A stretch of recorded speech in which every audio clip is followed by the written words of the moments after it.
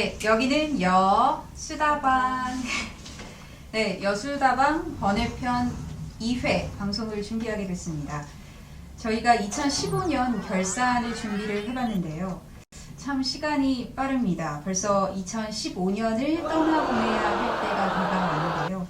저희가 두 발을 내딛고 있는 대한민국은 지난 을미년 한 해도 365회 드라마 한 편을 써 내려갔습니다. 물론 그 중에는 씩 웃을 일도 있고, 또 가슴이 마구 끓어오를 만한 화나고 울분 터지는 일도 있고, 또 눈물이 앞을 가리는 슬픈 일도 있고, 꾸미지 않은 웃음이 절로 나는 정말 즐거운 일들도 많았는데요.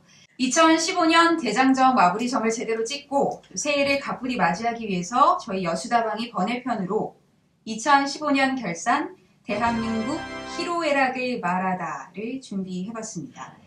오늘은 여수다방 고정 멤버뿐 아니라 저희 정치부, 산업부, 국제부 등 현장 일선에서 발로 뛰면서 취재하고 있는 선후배들을 게스트로 초청해서 함께 좀 더 촘촘하게 얘기를 나눠볼까 합니다. 우선 세 멤버 소개부터 간략하게 부탁드릴게요. 안녕하세요. 저는 서울경제산업부 이채희 기자라고 합니다. 네. 안녕하십니까. 서울경제정치부 정경석입니다. 네.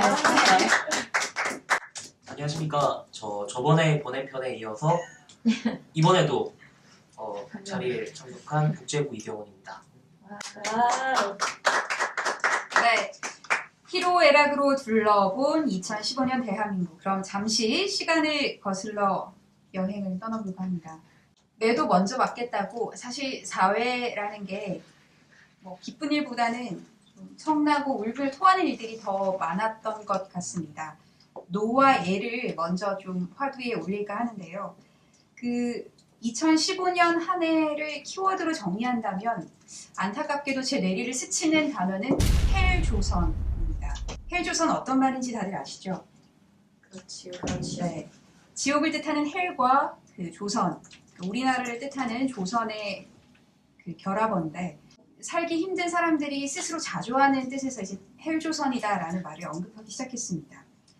헬조선을 대표적으로 좀 드러내는 여러 현상들이 많이 빚어졌는데 제일 먼저 떠오르는 게 바로 메르스 사태인 것 같습니다. 네, 그런 것 같아요.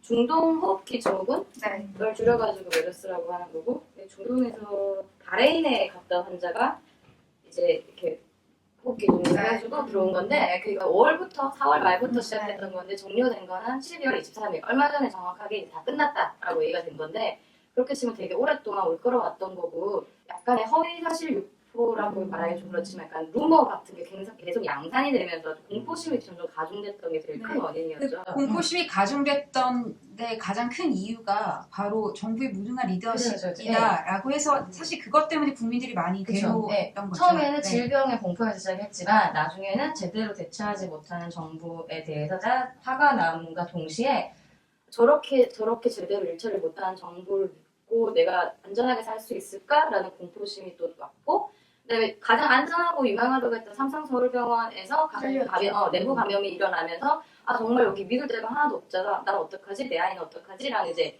불안감이 되게 가중됐던 게 네. 메르스 사태의 본질이었죠. 네. 결국 국민을 지켜주지 못하는 정부에 대해서는 국민들이 더 이상 신뢰를 보이지 않는다는 게 되게 와닿았었거든요.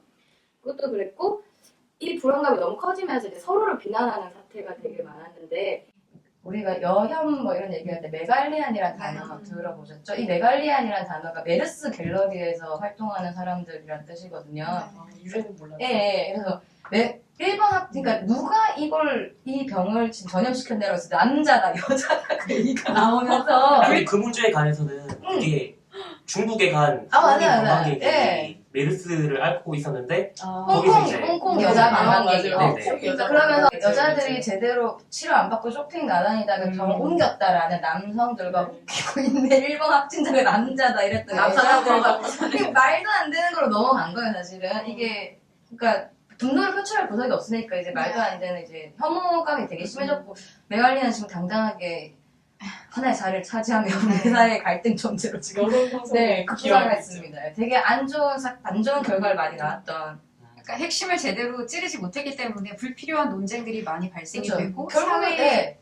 혼란을 좀 더 가중시키는 종식됐다고는 하지만 여전히 뭔가 명쾌하게 해결됐다기보다는 네. 그냥 더 빨리 만약에 정말 제대로 했으면 더 빨리 종식되지 않았을까라는 불만 뭐 그다음에 이게 진짜 제대로 된 게 맞나? 38명이나 죽을 병도 아니었던 건 아니야? 네. 라는 라는 불신을 남기고 12월 23일 끝났죠. 네. 일본 정부의 되게 큰 오점입니다.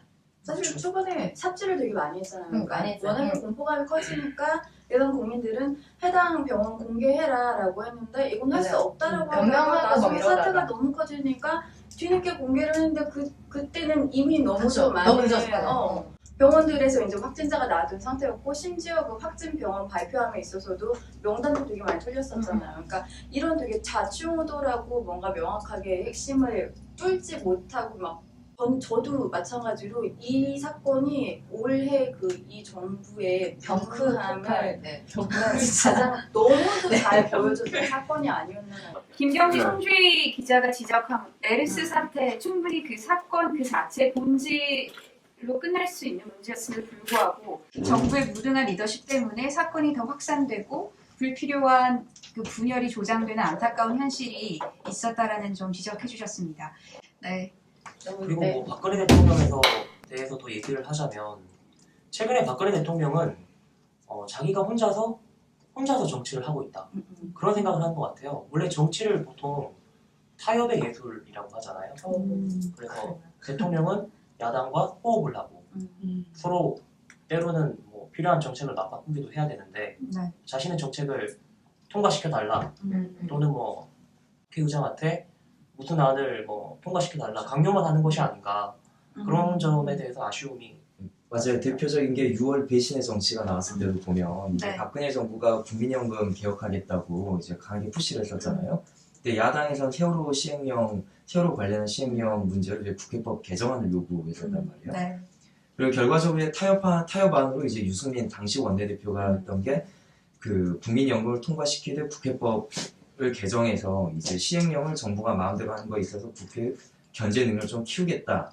이 정도는 받아줄 수 있는 안이라는 게 대부분의 평가였는데 이제 그걸 못 받겠다고 거부권 행사하고 배신의 정치 심판해달라고 얘기한 거거든요. 이런 부분이니까 정치가 이제 타협이 되지 않고 계속 국회가 공전이 거듭되는 게 아닌가 좀 그렇게 나 걱정되기 시작했어 지금. 그러니까 본인이 생각하는 거는 무조건 이렇게 해야 된다라는 걸 보여준 대표적인 예가 역사 교과서 국정화 논란이 아니었나 싶어요. 정말 논란이라는 단어가 너무도 잘 어울리는 이슈였는데 사실 저는 이 이슈를 보면서 너무너무 정말 상황을 잘 표현했다라고 느꼈던 그 그림 뉴스가 있었어요. 그 한겨레 신문에서 나왔던 건데 이 박동과 김종빈님이 둘이 이제 밀실에서 이렇게 펜을 들고 분신사발을 해요. 그러면서 이쪽에서 막 아버지 빨리 와주세요 막 이런 게 있어. 그러니까 이런 식으로 뭔가 그 평생 기준에 대해서도 공개를 안 하고 지금 그 집필위원들도 아무도 공개 안 했잖아요. 정말 일각에서는 이건 국정교과서가 아니고 국정원 교과서다라는 말이 있을 정도로 그러니까 너무 비밀리에 진행이 되고 있는데 어쨌든 우리 자라는 아이들이 배워야 될 정말 말 그대로 정말 국정이라는 것이 붙은 교과서인데도 불구하고 전혀 공개되는 게 없고 그게 당장 2017년 3월부터 써야 되는 건데 아직까지 뭔가 좀 진행되는 것도 없는 것 같고 그러니까 이런 문제가 있으면 정말 보통의 생각을 보통의 혼을 갖고 있는 사람이라면 이 정도로 반대가 있고 이견이 있으면 뭔가 수렴을 하고 그런 과정이 있어야 되는데 그런 게 전혀 없이 막무가내 불도저식으로 추진되는 부분도 좀 단감을 많이 사고 있지 않나 싶어요. 네. 이거는 사실 2015년의 이슈를 떠나서 이제 2016년, 네. 2017년, 2018년 계속 이렇게 나아가는 이슈이기 때문에 상당히 올해는 물론이고 앞으로도 예의주시해야 할 기억해야 돼. 이슈가 아닐까라는 생각이 들어요. 네. 사실 정부뿐만이 아니라 산업계에도 저희의 국민들의 분노를 자극할 만한 여러 이슈들이 있었습니다. 어떤 것들이 있었죠? 맞습니다. 너무 화나는 얘기를 들으면서 되게 서로 불편할 것 같긴 한데요. 네. 국민을 화나게 한 기업들이 많았거든요. 네. 뭐 대표적으로 이제 뭐 효성, 네. 뭐 방송사 프로그램을 통해서 그들이 얼마나 회사의 재산을 좀 개인적으로 활용을 했는지 아니면 네. 또 뭐 그 외에 뭐 직원을 아무나 안 네. 친다거나 뭐 그런 식의 뭐 행동들이 방송을 통해서 구체적으로 알려지면서 보는 사는데요. 물론 효성에서는 뭐 사실이 아니다 뭐 이런 식으로 밝히는 그 중 일부에 대해서는 사실이 아니라고 밝히고 있기는 하지만 그런 기업들의 행태가 좀 이제 많이 알려지면서 뭐 우리나라에서 뭐 베테랑이나 내부자들이라거나 네. 그런 영화에 대해서 사람들이 더 공감하게 되는 그런 그 효과를 주지 않았나 싶고요. 뭐 최근에도 또 몽고관장에서 뭐 회사의 네. 운전기사한테 막말을 했다가 결국 사과를 했는데 그 사과가 되게 진정성 성 없는 네. 걸로 느껴져서 되게 좀 그거 역시 많이 회자가 됐었고요. 그리고 이건 좀 더 슬픈 얘기지만 이제 부산에서 희망퇴직을 실시했는데 이제 갓 입사한 그 신입사원이 희망퇴직을 하게 되는 그런 어처구니 없는 사태가 발생을 합니다. 사람이 미래다는 예. 어디로 간 건가요? 그래서 네. 혹자는 그런 얘기도 하더라고요. 네. 기업들이 그런 뭐 기업 광고의 문구를 정할 때 제일 네. 취약한 부분을 그 카피로 숨기려고 만든다. 한다. 예, 예. 네. 그래서 몇 가지 이제 예를 아마 보시는 분들이 떠올릴 네. 수 있을 건데 은근히 들어맞는 부분이 있는 것 같습니다. 그리고 이제 제일 화려했던 저희 사건은 팟캐스트 1회 방송 주제였죠. 제일 좋아하는 네. 바로 롯데 빼놓을 수 없습니다. 예. 제일 아마 올해 화려했던 사건이 롯데인데 네. 이건 사실 뭐 여러 국민들을 화나기도 했지만 그 사실 되게 흥미진진하게 지켜보신 분들이 네. 많았죠. 정말 한편의 드라마 같은 네. 그런 일들이 계속 펼쳐졌는데요.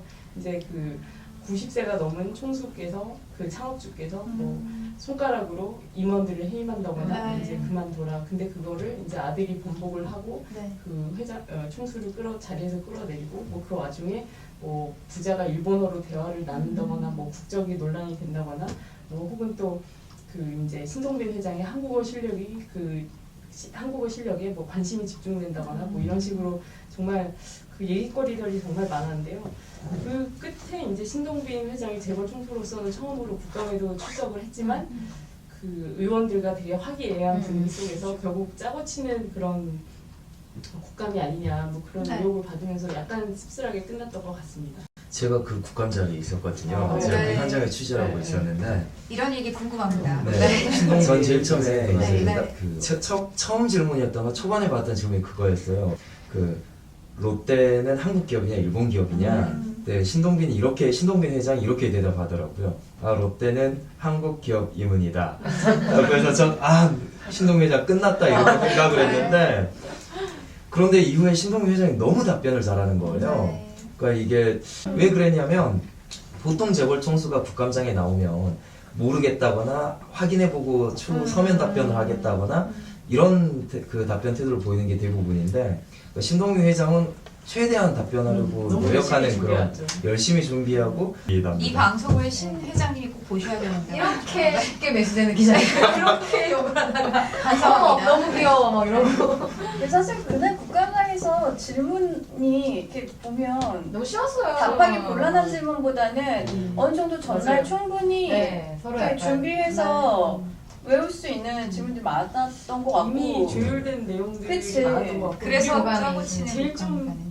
네. 그랬던 거는 그 축구를 볼 때 그치. 한국을 맞아요. 응원하냐 일본을 네, 응원하냐 정말. 이런 장난 같은 질문을 던짐으로써 우리의 그 나가서 시사보란 말이야. 질문의 수준이 그 사람을 결정한다던데 참으로 정말 안타까운. 실망스러웠어요. 정말 네. 많이 회자됐죠. 네. 그 국감은. 그 1회 방송 때 김경미 기자 이런 말씀 해주셨던 걸로 기억합니다. 그 롯데가 가정 식탁에서 일어난 문제를 너무 크게 논의하지 않고 국민들이 이걸 실시간으로 속보 마냥 받아야 할 이유가 있느냐. 거기에 매우 분개했던 것 같습니다. 그리고 그 가정 식탁에서 벌어질 경영권 문제 하나를 매듭짓지 못하고 휘청거린다는 것 자체에 매우 실망한 분들이 적지 않아 있었다고 저는 생각을 해봅니다. 저희가 지금 한반도 우리나라의 북한에서 문제들을 살펴봤는데 So this is Christmas, and what have you done?